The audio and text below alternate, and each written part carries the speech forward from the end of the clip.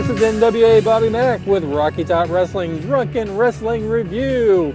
That's right, we call ourselves a podcast even though we're not a podcast. We're on YouTube. For some odd reason, I always add little pictures and stuff to the YouTube instead of just doing a blank one.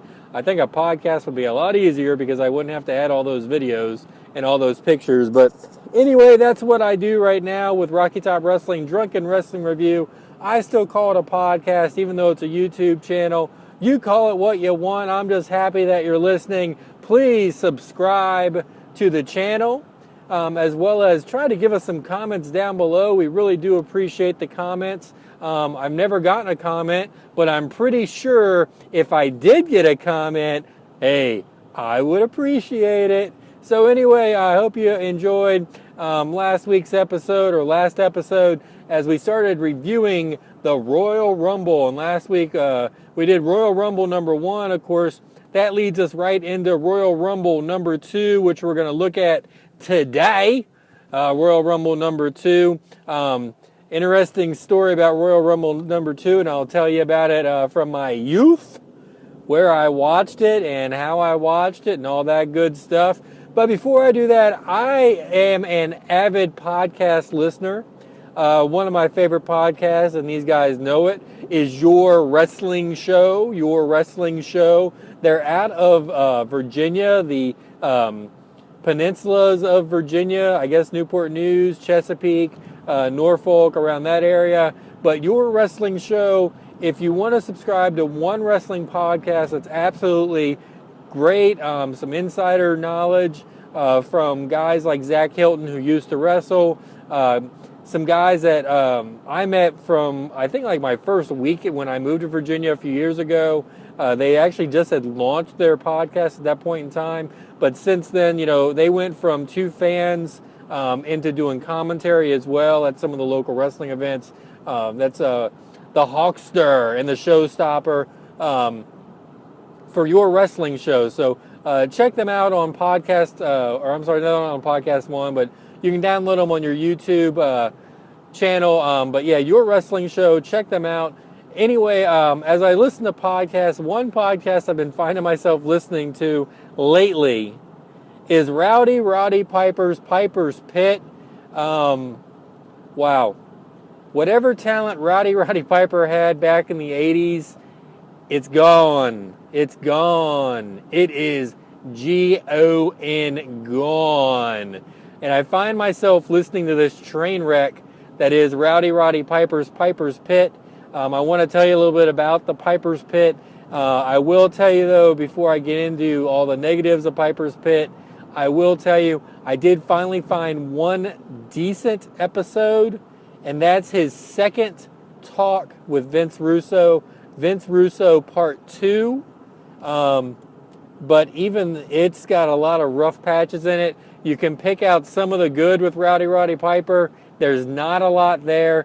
But let me go ahead and tell you about Roddy Piper's Pit. And then we'll go into Royal Rumble number 2. So let's talk a little bit about Roddy Piper and Piper's Pit. Has anybody heard Roddy Piper in his podcast?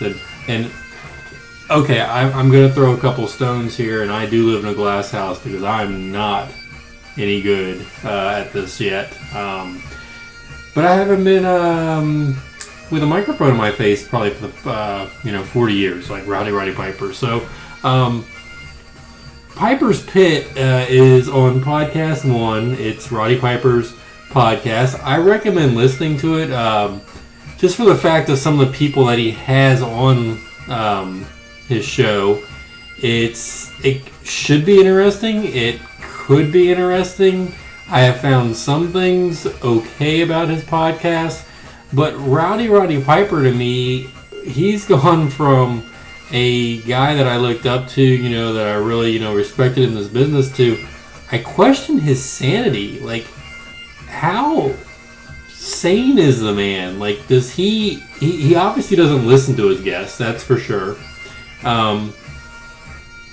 And his, I guess his interview skills lack. His need to go back to 1980s references, especially the They Live movie, is almost sad. I think a lot of people pick on Hulk Hogan about stuff, but Roddy Piper I don't know how much reality is left in the man. And we're gonna go ahead. We're gonna pick out a couple things from his podcast. Hopefully, he doesn't get me fired, or I don't know. Can you get fired from your own YouTube station? WWE got me kicked off a few weeks ago, so I'm gonna pull up Roddy Piper here and listen to one of his podcasts. You'll hear. Let's see. Okay. You think you got all the answers? I'm a changing the questions. Hello up there to everybody. So there you go. Holy cow. Just when you think you've got all the answers, I changed the question. So for those of you that don't know, that's an actual reference to his, I want to say 1988 movie, They Live, known for having the longest fight scene in any theatrical movie. I don't know if they still hold that distinction today, but I know that was a distinction in that movie for a long time. John Carpenter movie. It's one of those movies that definitely a cult classic, and gets Roddy Piper his claim to fame. Besides that movie, really he has had no other big hits that I can think of, unless you count. Was it not Pile Driver? Is it Pile Driver? The movie where he was in there, and the wrestlers really broke kayfabe, because it was really odd, because Bruno Sammartino was in it and Ric Flair was in it. So Bruno was WWF guy, Ric Flair NWA guy. You had the guy from the A-Team was in it, and obviously not. I never even got that connection though. Obviously, it wasn't Mr. T, but it was the guy that played Face. He was in it. Was it the Wild Samoans? I know Captain Lou was in it. General Skandar Akbar, who was in WCCW at the time. So it really did reach across the boundaries.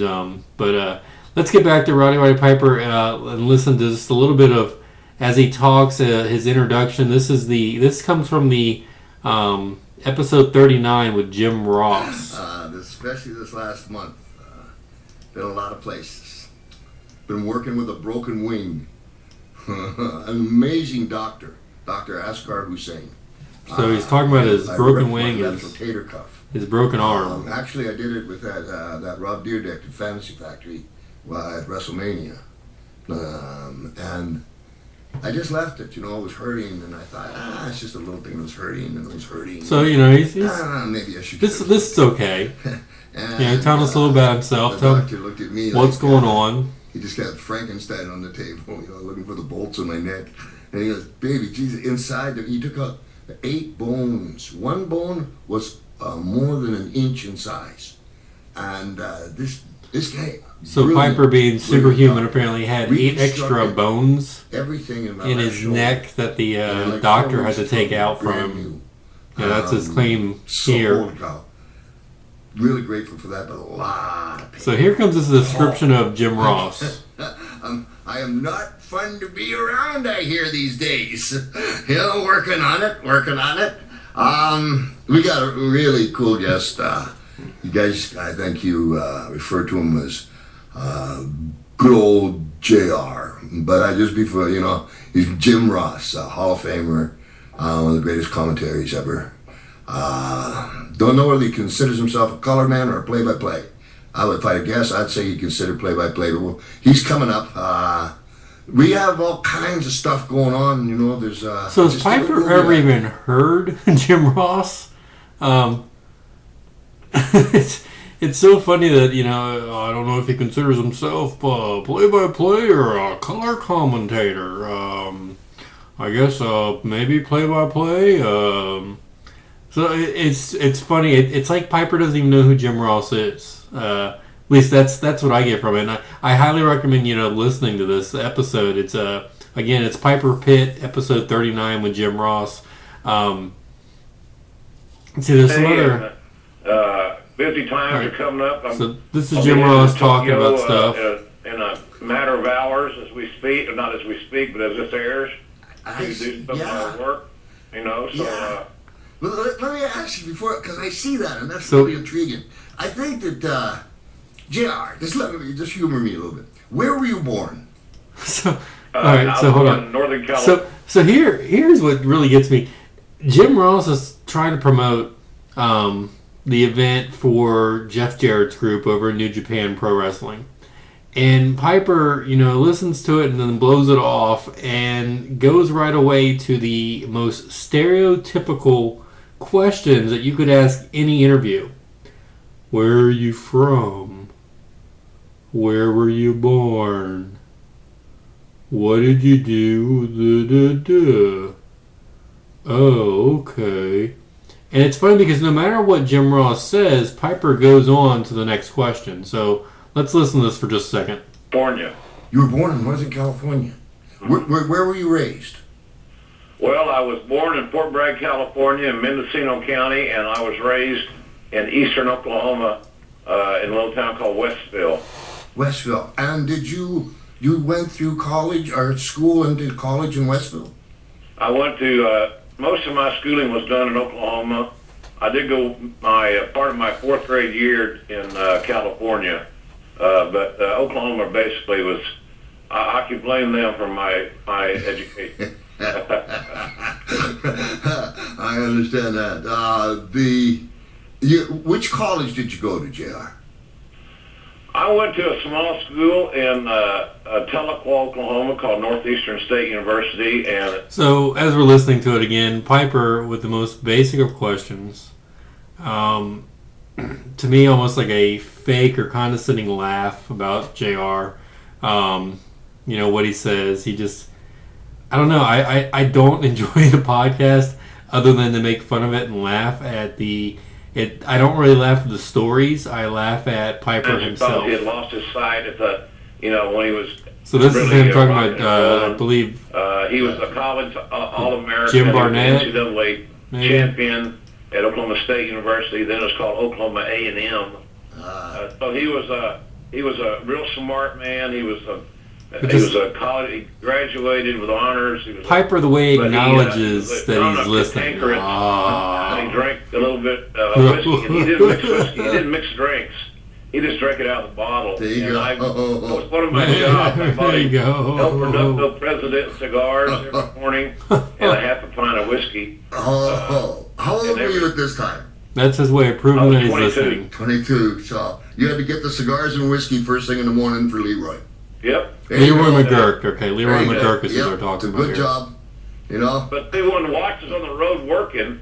He was co-owner of the territory. When he was on the road working, as a lot of those guys like Fritz and Vern and all these. So that's a part of the Piper interview with JR. I can't find the specific spots. I don't have them marked on here, but I challenge you to listen to this. I really challenge you to listen to Piper. Do you think he even knows who Jim Ross and what Jim Ross's name is? Because when he goes to break a lot, he keeps saying JR. And that cracks me up because it's like, are you calling him JR out of the good old JR respect thing? Or are you calling him JR because you don't know his name is Jim Ross? So, again, listen to this. It's episode 39. The episode right after that, again, I challenge you to listen to as well. Roddy Piper on Podcast 1, Piper's Pit. And the episode 40 is with Vince Russo. It's a better interview for Piper. But you can tell Piper has some hostility in it. But he's looking to have hostility in it. He challenges Russo on the way that they met in WCW, the way, I guess, Ed Ferrara introduced himself first to Piper and told him what was going on that day, instead of Russo coming and showing the proper respect that Piper thought he deserved. And maybe he did deserve that respect. I don't know. If you got comments, questions about it, right down there in the bottom of the screen, you can comment me. I'd love to hear it and be able to respond, as well as if I don't know the answer, then I'll go look it up If I don't know the question, I'll change the answer. Oh, wait a second. No, wait a second. That's different than what Piper says. But no, as Russo was talking, it seemed like Piper started pushing the Owen Hart death, and really seemed like he was blaming Russo for the Owen Hart death. Russo clearly said that the whole angle with Owen Hart coming down was not his original idea. That the people that were in WCW that were propelling Sting down were at that show in Kansas City and said, hey, we can do this with Owen, blah, blah, blah, or we can do this with anybody. Yes, Russo picked Owen out of the lot because, he had the superhero character, so it made sense. With that superhero character, obviously it was a tragic accident, but the thing that Piper doesn't seem to get is he was in WCW at that time. He was there with Sting. He was there with those guys that propelled Sting down. But he seems like he wants to blame Russo for trying to get ratings and all this other kind of stuff, and it's just complete garbage is what I feel it is. But again, that's episode 40 with Vince Russo. I challenge you to make it through an entire episode of Roddy Piper and Piper's Pit on podcast 1. Pick an episode, any episode, get through it. As you advance through his episodes, then you go to the one that's got, I think it's Beefcake and Snuka on it. Oh my gosh, yeah. Oh man. If you can survive that one, you can survive the Holocaust, you can survive nuclear war, you can survive anything and everything that comes at you in day-to-day life. So those are the ones that I would definitely tell you to check out, see what you can do, see how you can survive it. Survive Roddy Piper and Roddy Piper's Piper's Pit on podcast 1. I dare ya. Alright, we're going to be talking about the Royal Rumble number 2. Royal Rumble number 2. Now, I dated myself last time by talking about the Royal Rumble number 1, telling you that I actually watched Royal Rumble number 1 on television, on the USA Network. That's very true. I do still have the VHS part of that. Now, Royal Rumble number 2, let me tell you about this one. This was actually the first ever Royal Rumble that was on pay-per-view. Pay-per-view was like $30, $40 at that point in time. My mother did not want to spend the money for the pay-per-view, but she was on a bowling league. She was part of Don Carter's bowling league down in South Florida. And the bowling league, being there in bowling alleys, they actually used to show pay-per-views on the TVs. Now, here's the thing. It was in the bar area. South Florida, at that point in time, you had to be 21 to enter the bar area. I was not 21. I'm not that old. So I was pretty much a young kid. Never used to go to the bowling alley very often with my mother, but I knew they were showing the pay-per-view, so I did go for this week to watch Royal Rumble number 2. Interesting Royal Rumble. Now, when we talked about the first ever Royal Rumble, the only tag team to be in the ring at the exact same time at the first ever Royal Rumble was the Hart Foundation. Now, of all the other tag teams that entered, they were the only two partners that were actually in the ring at the same time. Now, Royal Rumble 2 goes a totally different route. The first two people that enter the Royal Rumble number 2 were Demolition. Both Axe and Smash drew number 1 and number 2. So that was pretty unique right away from where the first one only had one tag team enter at the exact same time. This one had the tag team of Demolition enter, at the exact same time as 1 and 2. Later on throughout the night, let's again compare this. Now this one's got 30 wrestlers in it, where the first one only had 20 wrestlers. 30 became the norm. They've only strayed from the 30 one time, other than the first time, and that's when they did the 40-man Royal Rumble a couple years ago. But this one had 30 men. It had the Demolition were there in the ring at the same time together, as well as throughout the night. You would also see the Bushwhackers in the ring at the same time. The Brainbusters, Arn Anderson and Tully Blanchard, the former Four Horsemen, were together. The Mega Powers, Hulk Hogan and Randy Savage, were in the ring at the exact same time, as well as the Rockers or Midnight Rockers. Of course, future Hall of Famer Shawn Michaels was part of that tag team with Marty Jannetty. The Twin Towers were in the ring at the same time together as well. They were not yet a tag team, the Twin Towers, Big Boss Man, and Akeem, the African Dream, the former one-man gang who went all the way in the first ever Royal Rumble and lost to Hacksaw Jim Duggan. And then also another future tag team, which is funny enough, during the match at some point, they actually double teamed somebody in the match, and that was a former tag team known as Rhythm and Blues, the Honky Tonk Man, and Greg the Hammer Valentine. All of them were in the ring at the exact same time, so all those tag teams as well as all those future tag teams were in this Royal Rumble number 2 together at the same time, as opposed to the first ever Royal Rumble where you had a bunch of tag team partners, but at the same time, no tag team was together except for the Hart Foundation, the first ever Royal Rumble. A couple interesting things that happened in this Royal Rumble. You had Mr. Perfect enter for the first time, Mr. Perfect Kurt Hennig, for the first time ever entering a Royal Rumble. He had just come from the AWA. His vignettes were starting to really wind down as he's getting ready to enter and start wrestling in the WWF. You'll notice when he enters the ring, he does not have his signature Mr. Perfect singlet that we all know, that we all are used to with Kurt Hennig. In fact, he's actually wearing his old AWA trunks, just a plain pair of trunks that he's wearing when he enters the ring. You also notice something kind of strange with this one, where he was coming in, I think, primarily as a heel is what they were setting up for, but in the Royal Rumble, he primarily played a face, and he primarily was going against heels in this entire match. So that was pretty interesting. Something else I thought real interesting when I watched this one, looking back, was there's a confrontation between the Heartbreak Kid, Shawn Michaels, of course, before he is the Heartbreak Kid, Shawn Michaels, when he's part of the Midnight Rockers, or Rockers in WWF. He had a confrontation with Randy Macho Man Savage, and I don't know if those two ever mixed it up later on in their careers. So historically, that's pretty cool to see the Macho Man Randy Savage go against Shawn Michaels. It's a very brief encounter. In fact, Macho Man at this point in time is a face, so is Shawn Michaels.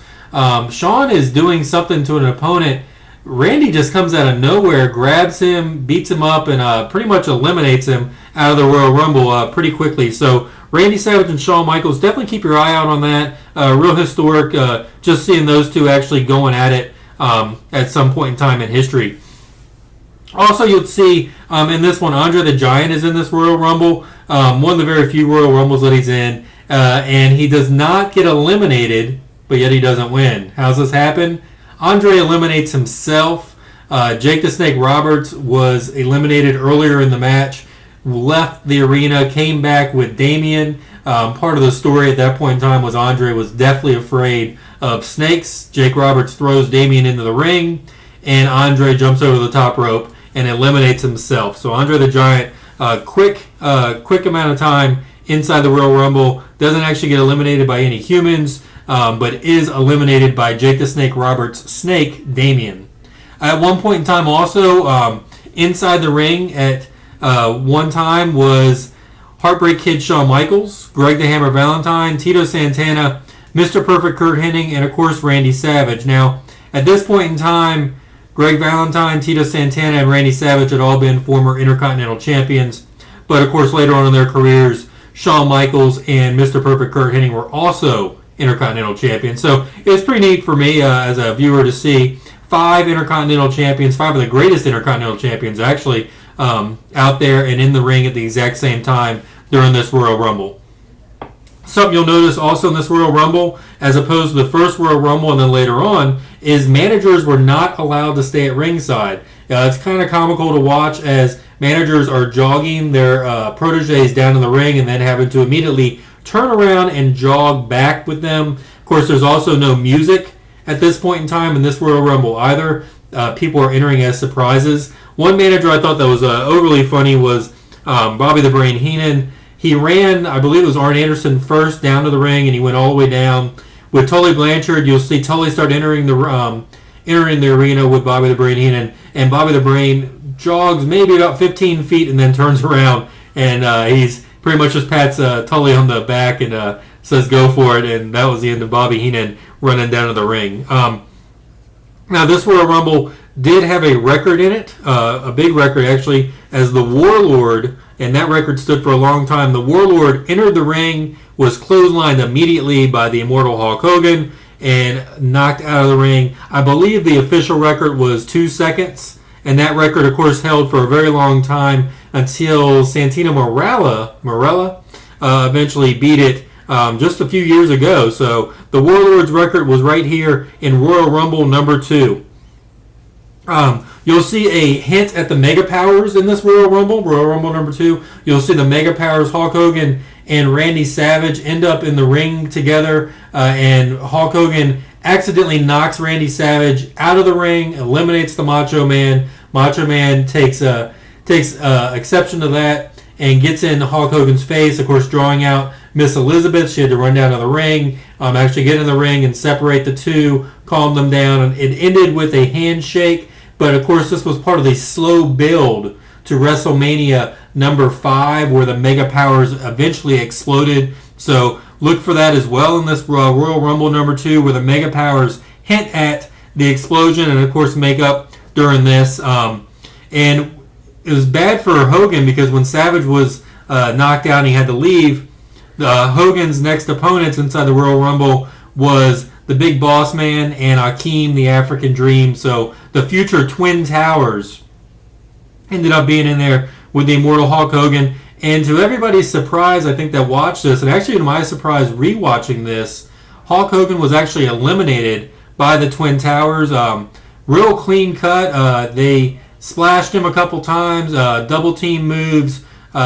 Really not typical of Hulk Hogan at this point in time in his career. Sold everything really well, and then they just pretty much unceremoniously dumped him over the top rope. So that's how Hulk Hogan was eliminated.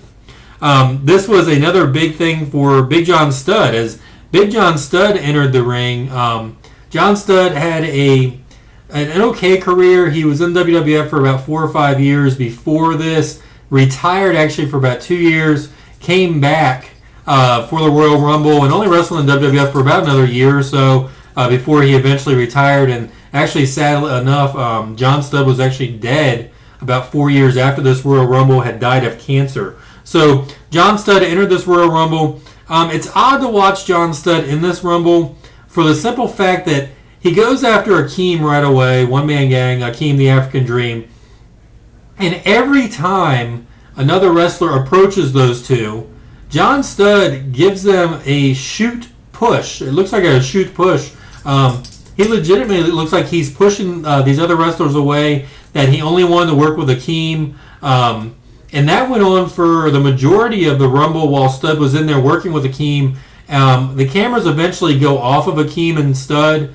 And about, I'd say 5 or 6 minutes later, when they go back on, Akeem and Studd are separated. And at that point in time, you start seeing John Studd work with other people. But I don't know if there was legitimate heat with Studd and Akeem. I don't know if there was legitimate, at that point in time, I know that there was a lot of people protecting themselves. John Studd was part of that philosophy of protecting yourself against other people. I know that's a reason why Andre the Giant had issues with John Studd, was because John Studd claimed to be the Giant. He was really close to his size, and I don't know if that's what John Studd was really trying to protect or not. It's something that I would definitely look up after this podcast and check it out, and of course watch it for yourself. You can watch it, of course, on the WWE Network for $9.99 a month. But yeah, John Studd legitimately seems like he's pushing and not wanting to work with other people inside this Royal Rumble other than Akeem.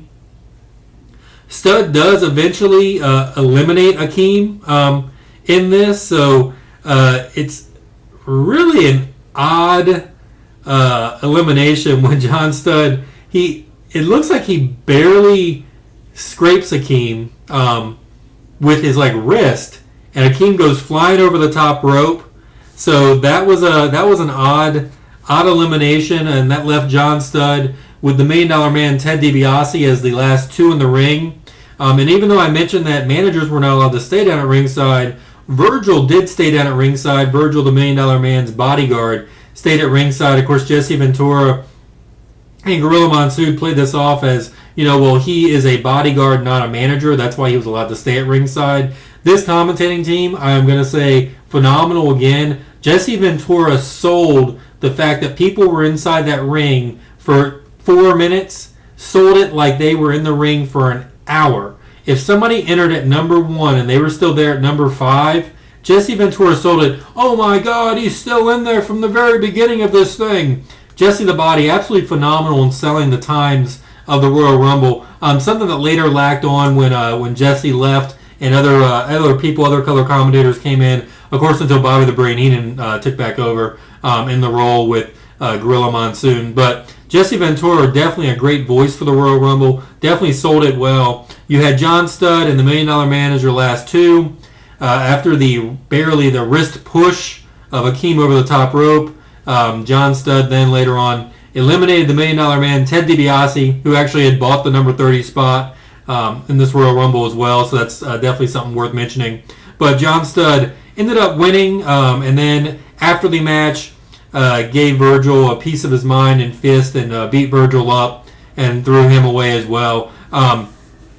Really a good Royal Rumble. I'd say actually it was better than the first Royal Rumble number 2. A lot of stories involved in this one. A lot of pushing to WrestleMania 5 as well, and something that it's probably the highlight of John Studd's wrestling career. I'm not going to just say his WWF career, but John Studd's entire wrestling career. This was definitely a true highlight for him in his career. Big milestone by winning Royal Rumble number 2. So let's hear it for WWE Hall of Famer Big John Studd. Hey everybody, we just want to say again, thank you for listening to Rocky Top Wrestling's Drunken Wrestling Review. We appreciate all the comments. We appreciate all the subscriptions. Of course, by saying that we appreciate it, I actually mean I hope that you guys one day will actually subscribe to us and actually leave comments for us. We want to hear your thoughts about it. We know that one of our shows have gotten like 80 plus listeners, so I'm not sure how many times my grandmother and my mother listened to the show, but it must have been a lot. But there were some other people out there that it seems like they might have listened to it as well. The coming weeks, I'm going to be talking to my alleged partner here on Rocky Top Wrestling Drunken Wrestling Review. That's right, the man who came up with the Rocky Top Wrestling name, the young gun, the king of Carter County, the librarian, Cody Isis. That's right, Cody Isis will be on the show with me. We're going to be knocking back some beers and talking about professional wrestling, as well as we're going to keep reviewing the Royal Rumbles. We've reviewed a few of them already. I don't plan on stopping reviewing the Royal Rumbles until we get them all done. So again, everybody, we do appreciate you listening to Rocky Top Wrestling Drunken Wrestling Review. We will hear from you. We will see you all very soon. Thanks again. Good night.